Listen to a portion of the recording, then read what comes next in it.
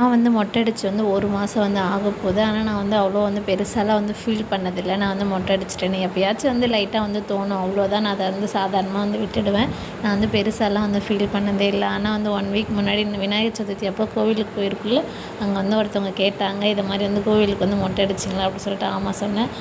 ஆமா வந்து அடிச்சு தான் ஆகணும். எப்பவுமே வந்து ஃபர்ஸ்ட்டு பேபி கூட நம்ம வந்து அடிச்சு தான் ஆகணும் அப்படின்னு சொல்லிட்டு ஒரு பாட்டி வந்து சொன்னாங்க. நம்ம வந்து அடிக்கிறோமோ இல்லையோ, அந்த சாமி வந்து கண்டிப்பா வந்து நம்மள எப்படியாச்சும் அடிக்க வச்சிரும் அப்படின்னு சொல்லிட்டு சொன்னாங்க. அப்போ வந்து எனக்கு என்ன தோணுச்சுன்னா, நம்ம வந்து சாமிக்கு பயந்து அடிக்கிறோமோ இல்லையோ, மெயினா வந்து ஊருக்கு வந்து பயந்து வந்து அடிக்க வேண்டியதா வந்து இருக்குது அப்படின்னு வந்து தோணுச்சு. இன்றைக்கி வந்து அதே மாதிரி வந்து பேங்க்குக்கு வந்து போயிருந்தேன். அங்கேயுமே வந்து ஒரு 2, 3 பேர் வந்து ஆச்சரியமாக வந்து கேட்டாங்க. எப்படி நீங்கள் வந்து மொட்டை அடிச்சிங்க அப்படின்னு சொல்லிட்டு கேட்டாங்க. இது மாதிரி வந்து அடிக்க சொன்னாங்க. ஃபேமிலியில் வந்து வழக்கம், அதனால் நான் அடித்தேன் அப்படின்னு சொல்லி சொன்னதுக்கும், அப்படியா அப்படிலாம் வந்து கேட்டாங்க. ஆனால் ஒரு சில ஃபேமிலியெல்லாம் இது மாதிரிலாம் இல்லவே இல்லை. ரேராக தான் வந்து இது மாதிரிலாம் வந்து இருக்குது. நானே வந்து முன்னாடிலாம் வந்து அடிக்க வேணாம் அப்படின்னு தான் வந்து நினச்சிட்டு இருந்தேனே. அதுக்கப்புறம் சரி எல்லோரும் வந்து சொல்கிறாங்களே அப்படின்னு சொல்லிட்டு நான் வந்து அடிச்சிட்டேன்.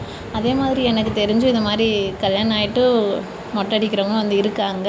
நான் வந்து இது மாதிரி ஒரு 4, 5 பேர் வந்து கேட்கக்குள்ளே நம்ம ஏதாச்சும் டிஃப்ரெண்ட்டாக பண்ணிட்டோமோ அப்படின்னு நமக்குள்ளே வந்து தோண ஆரம்பிக்கும். ஆனால் எனக்கு இது வரைக்கும் எந்த ஒரு ஃபீலிங்ஸும் வரல. ஆனால் எங்கன்னா கிளம்புறதுனா வந்து ஈஸியாக கிளம்புற மாதிரி இருக்குது.